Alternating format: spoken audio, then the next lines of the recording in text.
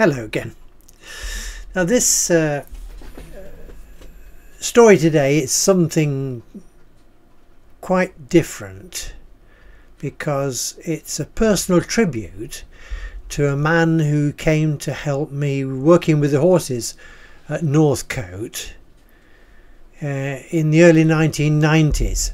He was our very first ever volunteer, and Francis had very severe cancer, so much so he'd had to stop work, and it'd been suggested that he looked for some voluntary work that he could cope with, and he turned up at our door following seeing an article in the newspaper that we wanted some voluntary help to look after the animals at the Northcote Heavy Horse Centre.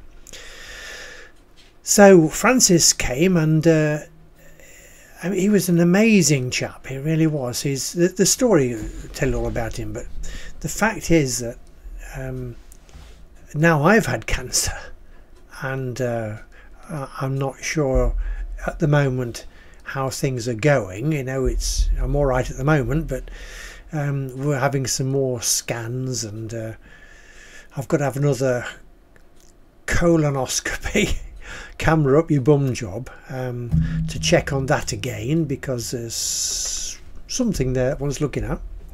So I'm profiteering, I'm living day to day, and I make the best of every day we've got. We're going out to lunch tomorrow with some friends to a very nice local restaurant that is very reasonable. We shall get a 5-course meal including coffee for €14, about £12, and this is 2024.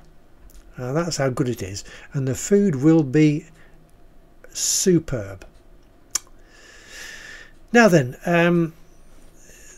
so Francis, now the reason why I've done this Francis story again is because I know a bit about what he was feeling, and but nothing like his situation was far worse than mine, and he eventually died of it.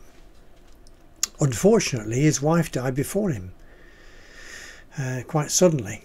But anyway, the storyteller this is about Francis, and the fact is that this is it, the crunch. This is the big bit. He worked for the prison service, and I'm blinking sure that this man was the original character for Mr. Mackay in Porridge. And because I eventually plucked up courage one day and said, "Hey Francis, you know, have you know, can I ask you about Porridge and Mr. Mackay and all that?" He said, "Yeah." He says, "Yeah," he said, "I was a prison officer, troubleshooter. I used to go to different jails, and my name within the trade, within the prison service, was Concrete Features. So this is my tribute to Concrete Features, who was a tough guy in the prison service, but he was an amazing man for me." Here we go. Okay, we're going to begin this story from It's a Rum Life, Book 4, Northcote, 1984 to 1998. It's a tribute. It's a tribute to the real Mr. Mackay and the horses he loved. We better start with some background to this story. This all came about after the National Lottery had been launched, and around £140 million was disappearing out of the economy every week. It had made a huge difference to our income, and within 18 months of the National Lottery commencing, we were £38,000 in debt. Incidentally, it transpired that at the same time, many other animal sanctuary type places all over the UK had lost similar huge amounts of money. As I write this story originally in 2010, there are still huge numbers of the public who pay large amounts of money into the lottery every week in the hope of a better life. We had an accountant at this time. It'd be about 1994. He seemed to take delight in telling us that we were insolvent and he needed paying. I took great delight in kicking the front of his desk. Haven't seen him from that day and don't particularly wish to. things were not just tough. There was no obvious way out. No way to pay the mortgage or pay the £38,000 to creditors. Visitor income had tumbled so much we really could not rely on visitors for the future. Staff had to go. We would have to manage without the few local folk who had been manning the shop and the tea room from the very beginning in 1989. That just left Ruth and myself. Ruth was still working full-time, thank goodness, and otherwise we would just have to manage. We both mucked out together every morning until Ruth had to depart to care for her own patients. I carried on afterwards, just doing what I physically possibly could. The tablets helped. I suffered a heart problem not long after arriving here at Northcote in 1984, and the doctor prescribed some little yellow wizards that kept my heart beating regularly. That's some of the background to the next series of events that actually were to change the rest of our lives. Easter was upon us, and the very first open day of the year was Good Friday. Afterwards, it was a very traumatic day, but at the end of the day I received some good advice. I acted on that and asked the local press to see if they could find us some volunteer helpers. The very first was Francis, an ex-prison officer who'd been suffering with acute cancer.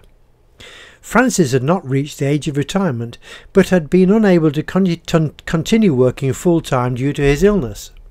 Voluntary work had been suggested to him, and he duly turned up on our doorstep in smart slacks with military creases and beautifully polished shoes. We toured the establishment, duly met all the horses and ponies, and I explained our objectives and parlous situation. Francis proved to be an amazing man. Despite his terrible experiences, he appeared almost every day, and between us we achieved the impossible. Apart from the fact that with his help buildings could be repaired, he gave me the encouragement to stride on once more.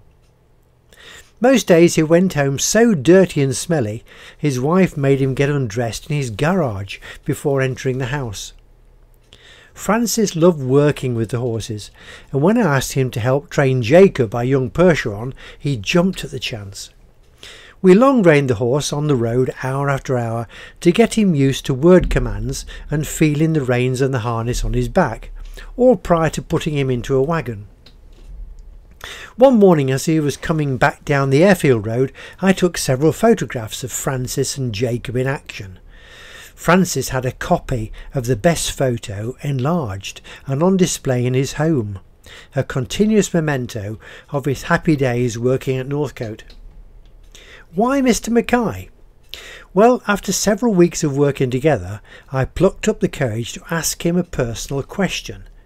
Did he realise that he actually looked very much like Mr. Mackay, the senior prison officer character in the popular comedy series Porridge?